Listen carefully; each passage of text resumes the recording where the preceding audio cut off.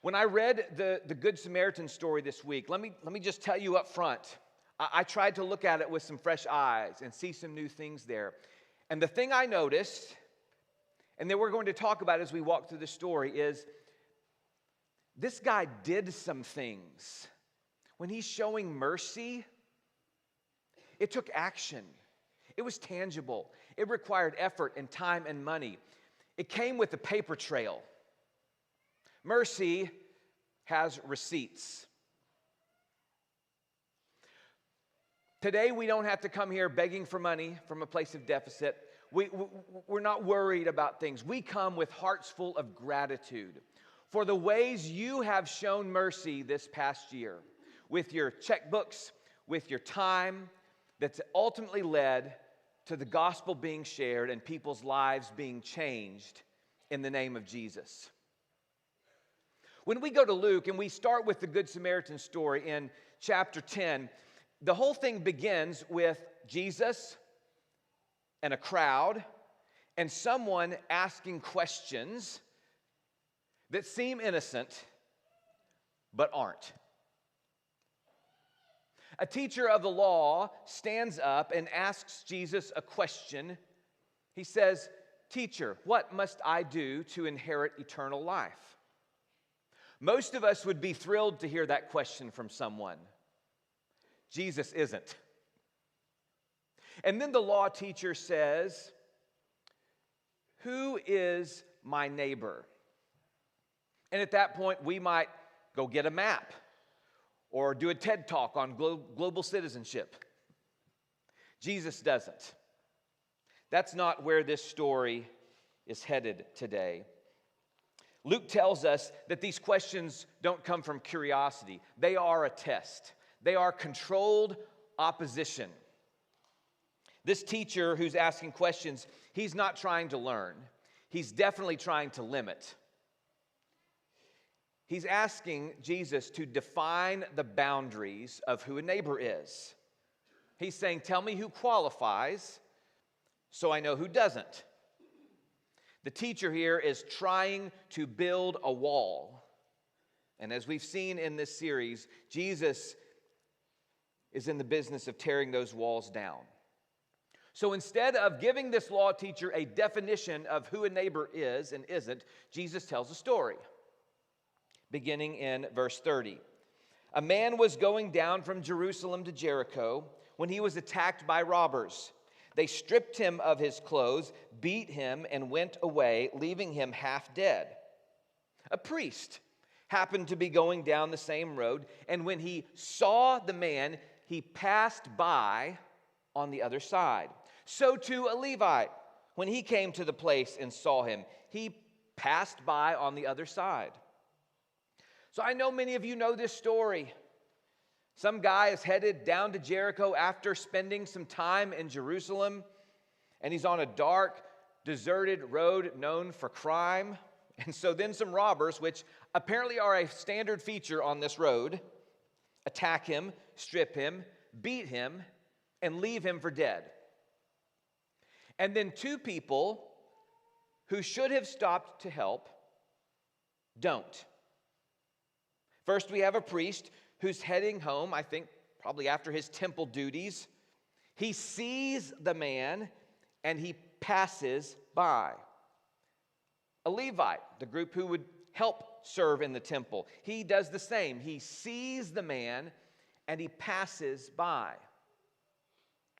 Now, I know where this story is headed. I know it's a made-up story from Jesus where the characters are acting a certain way because Jesus is trying to make a point.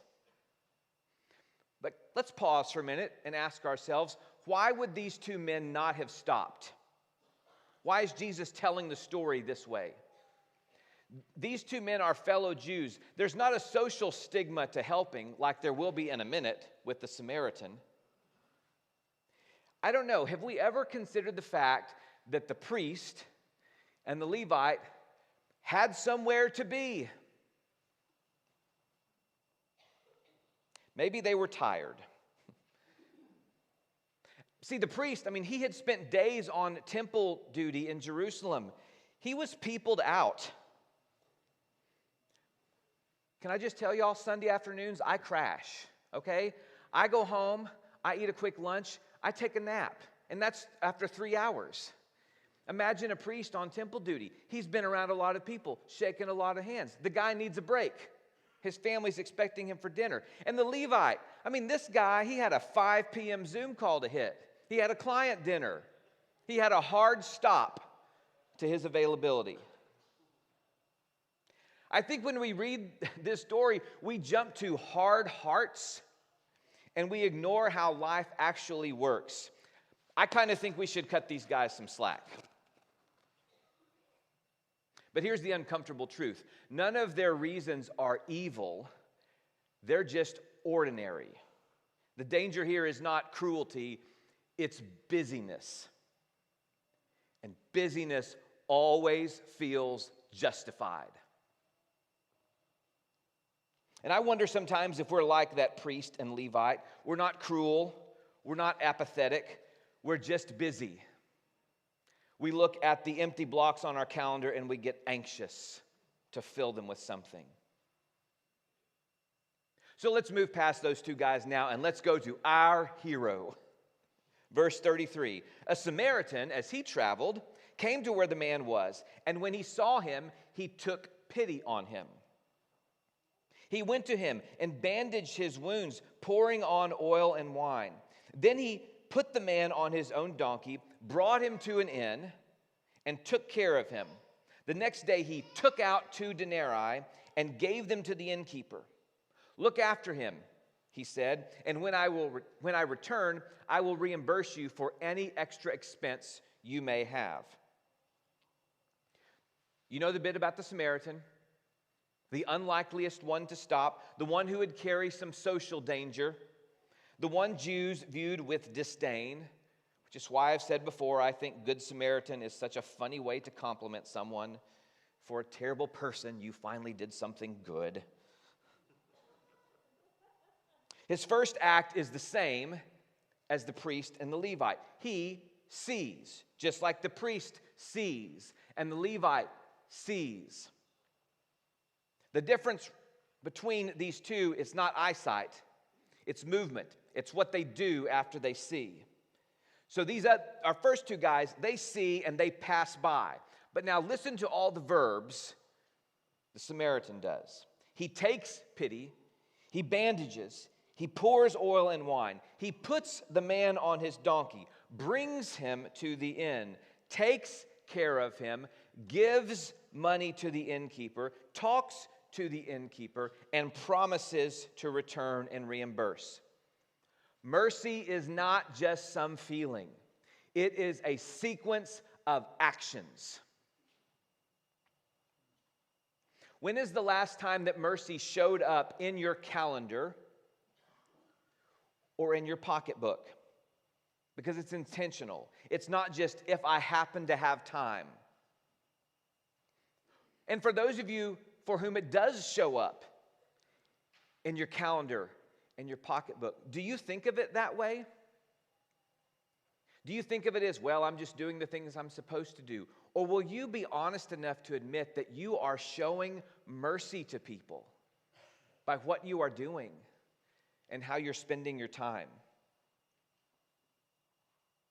All of that factors in. Timing, cost, that's mercy.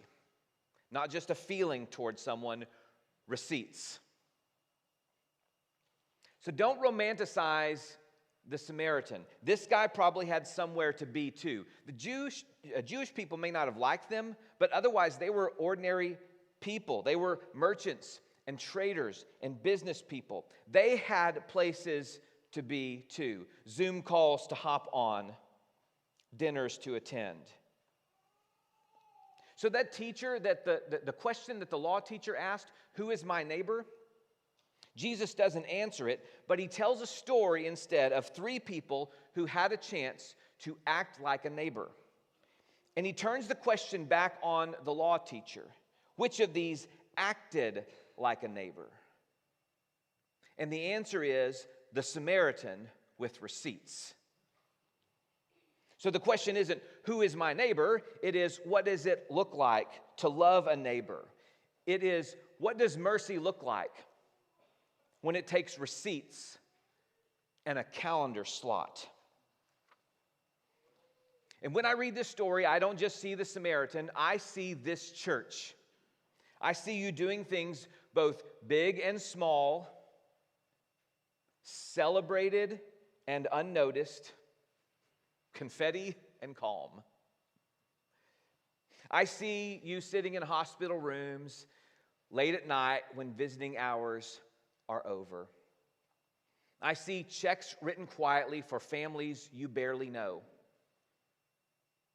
I see time given on weekday mornings and Sunday afternoons and in classrooms and gardens and neighborhoods all around Dallas. When I see you, I see mercy with receipts. Some of those receipts are large and obvious, which is a testament to your generosity. $840,000 given last year to support missions and ministry partners. That's not some spreadsheet number. That's classrooms in Honduras and counseling sessions in Dallas and food on tables. $10,000 given on a moment's notice to disaster relief. Over $150,000 we were able to give to our missions and ministry partners for some year-end gifts because of your over-the-top generosity. That doesn't happen by accident. That happens because mercy is intentional. Like the Samaritan, we too stop and see and walk and talk and go and pay. Some of those receipts have different amounts of money or time. And you might know about them, or maybe someone did them quietly. Have you ever written a check that you hoped no one would find out about? Have you ever spent time doing something that you actually didn't want a lot of people to notice? Those are the kinds of things we're talking about here. A few months ago, a contract employee who monitors our gym and building in the evenings when teams are practicing, this person had some serious car trouble.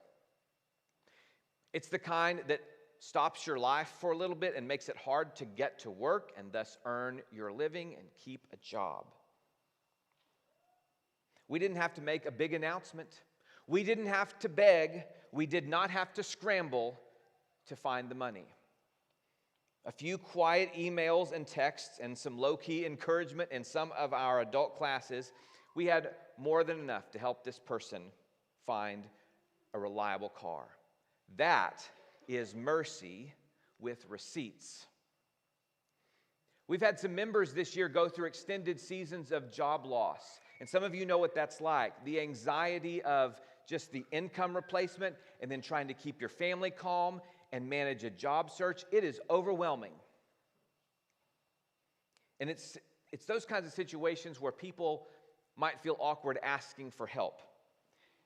But with some quiet conversations and a plentiful Barnabas fund, which that's our fund to help our own members when they have needs, and many of you quietly contribute to that. With those things, the church was able to come alongside and ease financial burdens. That fund, by the way, exists because long ago some of you decided to plan for life interruptions among our members. That's mercy with receipts. Maybe it's a night when a few dozen of you show up to worship and sit alongside our unhoused friends at the Human Impact. Maybe it's standing in line, helping pass out food with our friends at the Dallas West Church of Christ. Maybe it's working quietly on a weekday morning at Liberty Street Garden, or serving new parents at a Christian Works seminar at our building. That is mercy with receipts. Some of those receipts show up in your QuickBooks. Some of them show up on your calendar. But I wonder if someone audited your last 3 months, if they looked at your bank account and your calendar, I wonder what story they would tell about what you love. Because that's all a budget is. It's a story about what we love, written in numbers and time. When we talk about a budget, we're not just talking about keeping lights on. We're talking about planning for compassion. The Samaritan didn't just respond emotionally, he structured care. He involved an innkeeper. He promised reimbursement. That's not church bureaucracy. That's sustainable mercy. And I'll just be honest with you, sometimes I look at headlines and I worry about the future of Christianity and the church because there's plenty there to keep you cynical. But when I look at the receipts of this church, when I see the generosity of money and time, I don't feel cynical. I feel hopeful. I serve a church where mercy already has receipts. But the only reminder I would give us is this. As long as mercy keeps costing us something, then we'll know it's real. The day it stops costing us is the day it stops being real. And so next year, if someone looks at the receipts of this church, if they see time given and money spent and neighbors loved, then we will still know that we are walking the right road. At the very end of the story, Jesus finishes up and he asks the law teacher, he said, which of these three was a neighbor? And the teacher answers this way, the one who showed mercy.